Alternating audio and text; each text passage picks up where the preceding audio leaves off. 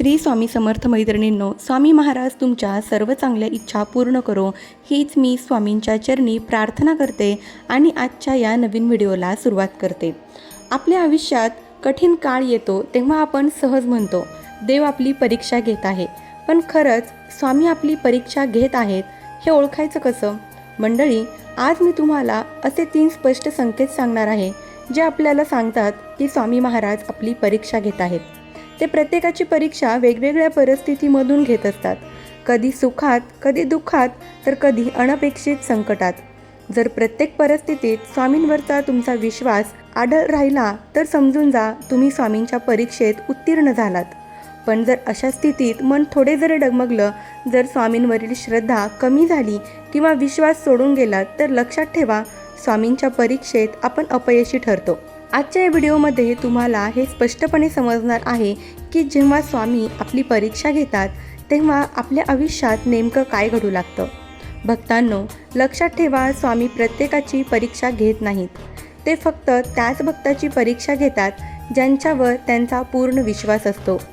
स्वामी पाहत असतात की हा भक्त भक्तीच्या मार्गावर किती काळ ठाम राहतो, कितीही कठीण प्रसंग आला तरी तो श्रद्धा ठेवतो की नाही। तर मंडळी, जर हा व्हिडिओ तुम्हाला उपयोगी वाटत असेल तर कृपया व्हिडिओला एक लाईक करा आणि कमेंटमध्ये हा व्हिडिओ तुम्हाला कसा वाटला ते नक्की सांगा।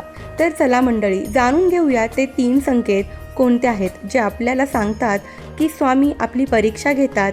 पहिला संकेत म्हणजे आपल्या आयुष्यातील दुःख जेव्हा शिगेला जाऊन पोहोचतं। मंडळी, जेव्हा महाराज एखाद्या भक्ताची परीक्षा घेतात तेव्हा त्या व्यक्तीच्या आयुष्यातील दुःख हळूहळू वाढत जातं, ते एकदम शिगेला जाऊन पोहोचतं। असं वाटू लागतं की आयुष्यातले सगळेच दरवाजे बंद झाले आहेत, कुठे जावं, काय करावे, कोणाकडे मदत मागावी हे कळत नाही। आपण शक्य ते सगळे प्रयत्न करून पाहतो, मेहनत करतो, धडपड करतो, पण तरीसुद्धा हाती येते ती फक्त अपयश आणि निराशा। मन पूर्णपणे हताश होऊन जातं आणि मनात एकच प्रश्न उभा राहतो, आता पुढे काय? जर तुमच्या आयुष्यातही असंच काही घडत असेल, जर प्रत्येक प्रयत्नानंतरही तुम्हाला केवळ निराशाच हाती मिळत असेल, तर भक्तांनो लक्षात घ्या, स्वामी तुमची परीक्षा घेत आहेत। ती यासाठी कारण ज्याप्रमाणे हिरा चमकवण्यासाठी त्याला तासावे लागतं आणि सोनं शुद्ध होण्यासाठी त्याला आगीच्या प्रखर तापातून जावंच लागतं, अगदी त्याचप्रमाणे जर तुमच्या आयुष्यातही सतत अडचणी येत असतील, एकामागे एक संकटे येत असतील, पण तरीही तुम्ही जर प्रत्येक कठीण परिस्थितीला सामोरे जात, प्रत्येक आवाहन स्वीकारत, हार न मानता पुढे चालत राहिलात, तर विश्वास ठेवा एक दिवस यश नक्की तुमच्यापर्यंत येईल। तुमचं आयुष्य पुन्हा आनंद, समाधान आणि सुखाने भरून जाईल आणि त्या दिवशी मागे वळून पाहताना तुम्हाला नक्की जाणवेल की त्या यशासाठी, त्या सुखासाठी या कठीण काळातून जाणं खूपच आवश्यक होतं। दुसरा संकेत म्हणजे स्वामींवरील विश्वास कमी होऊ लागणे। भक्तांनो, कधी कधी माणसाच्या आयुष्यात असा काळ येतो जो त्याला पूर्णपणे आतून मोडून टाकतो। समस्यांचा भार इतका वाढतो की मन सहनशक्तीच्या पलीकडेच जातं। अशा वेळी देवावरचा विश्वास कमी होऊ लागतो, मनात प्रश्न निर्माण होतात, देव आहे तरी का? माझ्याच आयुष्यात असं का घडतंय? अनेक लोक तर देवाचं नाव घेणंही सोडून देतात, ते नास्तिक बनतात, कारण ती परिस्थिती ते सहन करू शकत नाहीत आणि त्यांना हे उमगतही नाही की आपल्याच आयुष्यात असं का होत आहे। पण मंडळी, हे लक्षात ठेवा, हाही एक मोठा संकेत आहे की स्वामी आपली परीक्षा घेत आहेत आणि ही परीक्षा इतकी कठीण असते की खूपच थोडे लोक त्यात उत्तीर्ण होतात। अनेक जण या परीक्षेत अपयशी ठरतात, काही जण चुकीच्या मार्गावर जातात आणि हळूहळू वाईट मार्गाला लागतात। पण जो या परीक्षेत पास होतो तो माणूस स्वतःवर आणि स्वामींवरचा विश्वास कधीच कमी होऊ देत नाही। कितीही वाईट परिस्थिती आली, कितीही संकट समोर उभी राहिली, तरीही तो धैर्याने परिस्थितीचा सामना करतो। तो मनाला शांत ठेवण्याचा प्रयत्न करतो, संयम सोडत नाही आणि मनात एकच भाव ठेवतो, स्वामी जे करतील ते माझ्या भल्यासाठीच असेल। मंडळी, जर या परीक्षेत तुम्हालाही उत्तीर्ण व्हायचं असेल तर सर्वात आधी स्वामींवर पूर्ण विश्वास ठेवा, कारण एक दिवस असा नक्की येईल की सगळं काही हळूहळू ठीक होईल। त्या दिवसापर्यंत तुम्हाला फक्त स्वतःवरचा आणि देवावरचा विश्वास टिकवायचा आहे आणि मनातली हिंमत सोडायची नाही। दुःख तर प्रत्येकाच्या आयुष्यात येतातच, हीच तर ईश्वराची माया आहे. कुठे ऊन असतं तर कुठे सावली, कुठे उजेड असतो तर कुठे अंधार. जेव्हा आयुष्यात दुःख येतं, जेव्हा अडचणी आणि समस्या उभ्या राहतात, तेव्हाच माणसाला कळतं सुखाची खरी किंमत काय असते.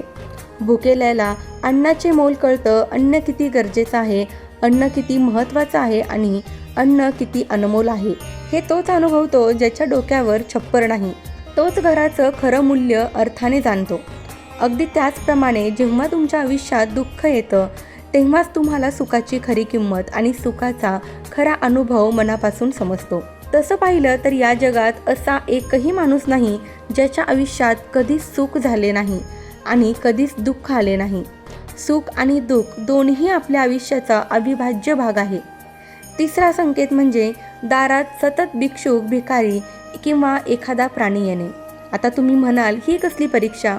तर भक्तांनो, जेव्हा स्वामी आपली परीक्षा घेत असतात, तेव्हा आपल्या आयुष्यात असे प्रसंग आपोआप येतात जे आपल्या मनाची खरी परीक्षा पाहतात. असं अनेकदा घडतं की तुम्ही जेवण करत असता आणि नेमकं त्याच क्षणी कोणी भुकेला माणूस तुमच्या दारात येऊन अन्न मागतो. कधी तुमच्या दारात गाय उभी राहते, कधी कुत्रा, तर कधी एखादी मांजर येते.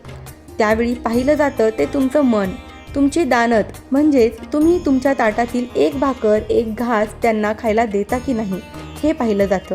अशा वेळी जर तुम्ही तुमच्या तोंडचा घास दुसऱ्याला दिला तर हे दान खूप मोठं, खूप श्रेष्ठ आणि अत्यंत पुण्याचं दान मानलं जातं. मंडळी, स्वामी अशा प्रकारे आपली वारंवार परीक्षा घेत असतात. ते आपल्याला अनेक गरजू लोकांसमोर उभा करतात आणि त्या क्षणी जर तुमच्या मनात त्यांच्याविषयी दया, करुणा आणि आपुलकी जागृत झाली तर समजा तुम्ही स्वामींच्या या परीक्षेत उत्तीर्ण झाला आहात. अनेक कथांमध्ये आपण हे ऐकलं असेल की स्वामी स्वतः कधी गरजू माणसाच्या किंवा एखाद्या प्राण्यांच्या रूपात आपल्या भक्ताची परीक्षा घ्यायला येतात. म्हणून मित्रांनो, अशा प्रत्येक प्रसंगी त्या गरजू व्यक्तींची, त्या मुक्या प्राण्यांची मनापासून मदत करा. असं केल्याने स्वामी तुमच्यावर प्रसन्न होतात आणि त्यांची कृपा सदैव तुमच्यावर टिकून राहते. तर ही अत्यंत महत्त्वाची माहिती मला तुमच्यापर्यंत पोहोचवायची होती. माहिती आवडली असेल तर व्हिडिओला लाईक करा आणि आपल्या चॅनलवरती जर नवीन असाल तर चॅनलला नक्की सबस्क्राईब करा. धन्यवाद. श्री स्वामी समर्थ.